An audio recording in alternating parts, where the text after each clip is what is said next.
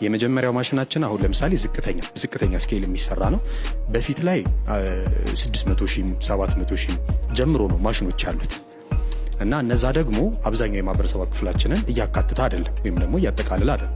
ስራ መስራት ፈልገው ነገር ግን እጃቸው ላይ አነስተኛ ሳንቲም ያላቸው ሰዎች ሊኖሩ ይችላል።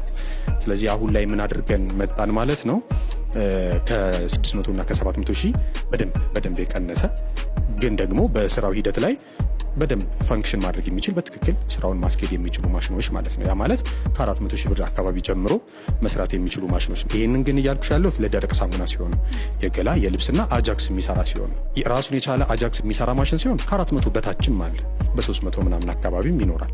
ነገር ግን አሁን እየሰራን ያለነው ሶስቱንም መስራት የሚችል ነው፣ የገላም የልብስም አጃክስ። እንደዛ ሲሆን ደግሞ ከ400,000 እና ከ470,000 ብር ጀምሮ የሚያመርቱ ማሽኖች አሉ።